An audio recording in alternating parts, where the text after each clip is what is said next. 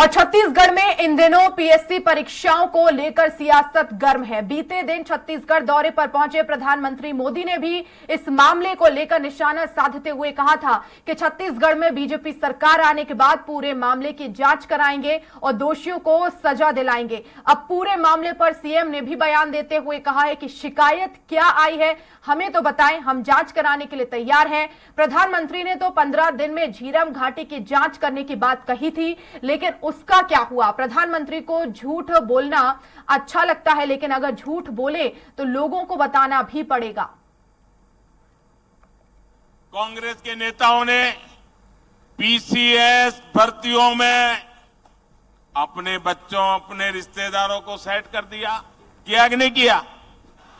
चारों तरफ लूट मचाई कि नहीं मचाई? इनकी पार्टी तो राजनीति में भी अपने ही बच्चों को सेट करती है और नौकरियों में भी यही करती है। भाजपा सरकार बनते ही पीसीएस घोटाले की जांच होगी। गुनहगार भी कितना ही ताकतवर हो, मोदी उसको जेल में डाल करके ही रहेगा। अरे शिकायत क्या है ये तो बताएं, हम जांच करने के तैयार हैं। हाई कोर्ट क्या डायरेक्शन दे रहे हैं वो तो बताएं, हम वो भी काम करने के तैयार हैं। लेकिन बिहार में क्या होगा भाई? प्रधानमंत्री जी 2014 में आए थे, झीरम घाटी 15 दिन में पूरा जांच हो जाएगा। आज तक क्या हुआ? हम जांच की मांगते हैं, वो देते भी नहीं है। ये स्थिति है। वो क्यों प्रधानमंत्री जुमलेबाजी करेंगे, जहाँ कहते हैं धान मैं खरीदता हूँ। अब इससे बड़ा झूठ क्या हो सकता है? सफेद झूठ। अब प्रधानमंत्री झूठा बोले अच्छा लगता भी नहीं, लेकिन झूठ बोले तो लोगों को बताना भी पड़ेगा झूठ बोल रहे हैं। तो प्रधानमंत्री नरेंद्र मोदी का आपने बयान सुना और साथ ही साथ छत्तीसगढ़ के सीएम भूपेश बघेल का भी आपने बयान सुना। पीएससी घोटाले को लेकर प्रधानमंत्री नरेंद्र मोदी ने कहा कि हमारी सरकार आएगी तो हम जांच करेंगे। और इसी खबर पर हम राजनीतिक प्रतिक्रिया भी लेंगे। हमारे साथ बीजेपी नेता निशिकांत पांडे जुड़ गए हैं, कांग्रेस नेता रूपेश दुबे जी हमारे साथ जुड़ गए हैं। आप दोनों ही मेहमानों का बहुत बहुत स्वागत है स्वराज एक्सप्रेस में। धन्यवाद। सवाल मेरा निशिकांत जी आप ही से है पहले, क्योंकि प्रधानमंत्री आए और घोषणाओं की बयार इस दौरान उन्होंने की, तमाम मुद्दों को लेकर छत्तीसगढ़ सरकार को घेरा, लेकिन पीएससी मामले को लेकर उन्होंने कहा है कि हमारी सरकार आएगी हम जांच कराएंगे। लेकिन कांग्रेस दूसरी तरफ इसे कह रही है कि झूठ बोला है। सीएम भूपेश बघेल खुद कह रहे हैं कि झूठ बोलने की आदत है। देखिए, भूपेश बघेल इनका नाम है। एक्चुअली क्या है, पीएससी में प्रदेश के युवाओं के साथ धोखा हुआ है, छल हुआ है, उसको माननीय हाई कोर्ट ने भी संज्ञान में लिया और इनको तमाचा भी मारा है कि कोई भी नियुक्ति नहीं होगी। आप बताइए वर्षा जी कि अगर प्रदेश में इतने युवा अगर पार्टिसिपेट कर रहे हैं तो क्या एक ही परिवार का 6 या 7 युवा योग्य निकल सकता है क्या? आप किसके आंख में धूल झोंकना चाहते हैं? आप जिस प्रकार से पैसा लेके परिवारवाद को आगे बढ़ाया है आपने, प्रदेश का युवा आपको माफ करने वाला है। और वास्तव में इसकी जांच होनी चाहिए कि नहीं जांच होनी चाहिए, आप बता दीजिए। रूपेश दुबे जी बैठे, क्या किसी के हक को मारा जाएगा क्या? और प्रदेश की जनता मुख जब तक बन के देखते रहेगी क्या? आपने इसमें घोटाला किया, आपने इसे परिवारवाद बढ़ाया, आपने इससे पैसा लेके नियुक्तियां दी। क्या ये आपका जनता के साथ आपने उनके हक को छीनने का काम नहीं किया है? और जब जांच की बात हो रही है तो आप बोल रहे हैं कि बताइए, सबूत दीजिए। लगातार सबूत हाई कोर्ट में भी दिए गए हैं, सोशल मीडिया पे भी वायरल है। आपको देखना नहीं है, क्योंकि ये आज जो है भूपेश बघेल के आंगन तक जाने वाली, इसलिए ये भय के कारण भूपेश बघेल जी उसमें जांच नहीं करवा रहे। ठीक है जी वर्षा जी। ठीक है रूपेश जी, आवाज पहुंच रही है आप तक? हाँ आ रही है जी। रूपेश जी देखिए, इस पूरे ही मामले में अब बयानबाजी भी हो रही है। प्रधानमंत्री मोदी की तरफ से कहा गया, लेकिन सीएम भूपेश बघेल ने भी पलटवार किया। हाईकोर्ट में तमाम सबूत रखे जा रहे हैं, उसके बाद भी आरोप जो है, शिकायत यहाँ पर मांगी जा रही है सीएम की तरफ से। घोटाला तो हुआ है ना?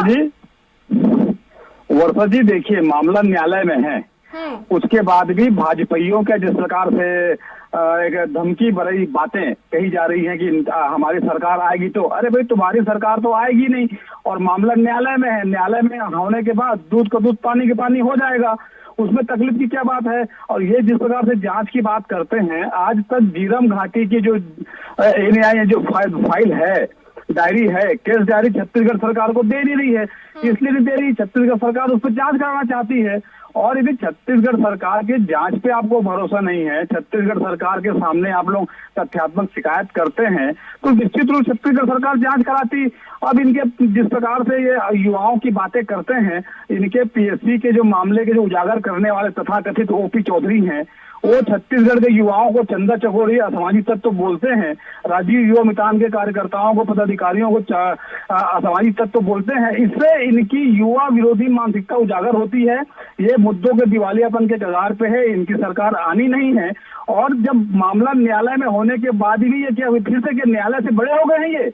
हाँ, अपने आप को न्यायालय से बड़े मानने वाले भाजपाई छत्तीसगढ़ में अपनी स्थिति का आकलन कर ले। और इनका कुछ होना जाना कहीं नहीं है। छत्तीसगढ़ में भूपेश बघेल जी की सरकार है, कांग्रेस की सरकार है। यदि जो दोषी होगा उस पर कार्रवाई निश्चित होगी। और क्योंकि मामला अभी न्यायालय में है, माननीय उच्च न्यायालय के समक्ष लंबित है, ऐसी स्थिति में किसी भी प्रकार की बेतुकी बातें करना, हम जांच होगी तो दोषियों पर कार्रवाई करेंगे, ये करेंगे, ये न्यायालय का सरासर अपमान है। ठीक है निशिकांत जी, आप ही की प्रतिक्रिया, क्योंकि इस पूरे ही मामले में झीरम घाटी के उसमें भी कहा गया प्रधानमंत्री की तरफ से कि हम 15 दिन में इसमें पूरी जांच कराएंगे, कांग्रेस की तरफ से भी इसमें बयानबाजी हुई है। तो क्या इस पूरे ही मामले में कहा जा रहा है कि सरकार जब आएगी तब जांच होगी, तो क्या माना जाए अभी तक केस डायरी जो है वो पेश नहीं हुई है झीरम घाटी मामले में, तो क्या बीजेपी की कथनी और करनी में अंतर है? निशिकांत जी। बिल्कुल अंतर नहीं वर्षा जी। जस्टिस प्रशांत मिश्रा की रिपोर्ट को इन्होंने जानबूझ के दबाया, छिपाया और किसको बचाना चाहते हैं ये कांग्रेस पार्टी को बताना चाहिए। क्योंकि जिस स्वास्थ्य लकमा को अपने कैबिनेट में इन्होंने बैठा कर रखा है, जिसको चरणदास महंत जी ने थप्पड़ मारा था कांड के बाद, उसको आपने कैबिनेट में रखा है। क्यों रखा है? ये संदिग्ध आदमी आपके कैबिनेट में क्या कर रहा है? तब आपसे न्याय की उम्मीद क्या करेगी प्रदेश की जनता? दूसरा महत्वपूर्ण है, उन्होंने कहा कि कोर्ट में है मामला। कोर्ट में है मामला तो हम आप जब सरकार उस पर कार्रवाई नहीं कर रही है तो क्या प्रदेश का युवा और प्रदेश के विपक्ष की पार्टी या कार्यकर्ता इस पर सवाल उठाने के लायक भी नहीं है? आप क्या चाहते हो? या तानाशाही है? लोकतंत्र है भाई साहब। और आपके हर एक प्रोपेगेंडा को, हर एक धोखेबाज को। निशिकांत जी, लेकिन आप ये चाह रहे हैं कि कोर्ट के आदेश के पहले ही सरकार कार्रवाई कर दे? नहीं तो जांच तो बैठानी पड़ेगी ना, आपको कार्रवाई करनी तो पड़ेगी। तामन सिंह सरमानी कोर्ट क्यों इतना बड़ा हो चुका है कि आप उसमें कार्रवाई करने से डर रहे हैं? क्राइम में फैसला दिख रहा है कि एक परिवार का 6 आदमी आपका डिप्टी कलेक्टर बन जाता है। एक ही परिवार का व्यक्ति योग्य है क्या प्रदेश में? आप ये कहना चाहते हैं? अगर ये कहना चाहते हैं तो इसके पहले क्यों नहीं बना तामन सिंह सरमानी का परिवार एक भी डिप्टी कलेक्टर? बताना चाहिए ना आपको कि बाकी सारे युवा अयोग्य हैं, सिर्फ तामन सिंह सरमानी का परिवार ही योग्य है। अगर ये योग्यता का पैमाना है वर्षा जी, तो लानत है इस सरकार पे और लानत है इस जांच पे। ठीक है निशिकांत जी, लेकिन दूसरा सवाल मेरा ये भी है, क्योंकि अभी देख रहे हैं छत्तीसगढ़ में लगातार ईडी की कार्रवाई चल रही है और ऐसे में ये आरोप कांग्रेस की तरफ से लगाए जाते हैं कि बदले की भावना से कार्रवाई कर रही जा रही है, बीजेपी के नेताओं के खिलाफ कोई कार्रवाई नहीं होती। तो क्या सरकार आने के बाद आपकी ये बदले की कार्रवाई होगी?